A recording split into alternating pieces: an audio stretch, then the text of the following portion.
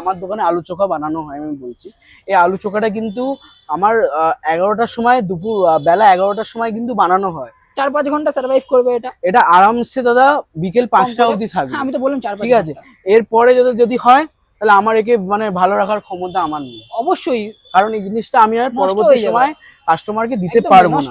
এবার একটা কথা বলি, মানে গরম যখন বেশি পড়ে না, গরম প্রচুর গরম থাকে যখন, এই আলু চোখা দাদা তখন কিন্তু এই আলু চোখাতে আমি কিছু দিতে পারি না, আমি শুধু পেঁয়াজ কোনো কিছু ব্যবহার করতে পারি না, নর্মালি ইউজ করি। ঠিক আছে, এবার দাদা দেখো একটা জিনিস, সেটা একমাত্র দাদাই বলতে পারবে, আমি তো এতটা বুঝি না ব্যাপারটা।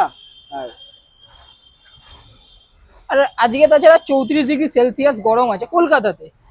তো এই 34°C একটা রাতে পরোটা মানে সকালবেলা দুপুর বিকেল পর্যন্ত কিভাবে থাকছে, নরমটা কিভাবে থাকছে, কোনো কেমিক্যাল ছাড়া কিভাবে থাকছে, সেটা আপনারা বলুন কমেন্টে। আর অবশ্যই এই ভিডিওটা রাজুদার কাছে যাওয়াটা দরকার, আমি চাই রাজুদার কাছে যাক।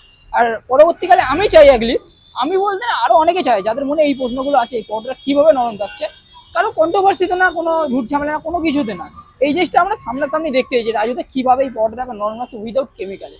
রাজুদা যদি প্রমাণ দিতে পারে তো চাই রাজুদা এই জিনিসটার প্রমাণটা দিক, তাতে অনেক মানুষ যাদের মনে কোয়ারিজ আছে সব কিছু আছে সেটা কেটে যাবে।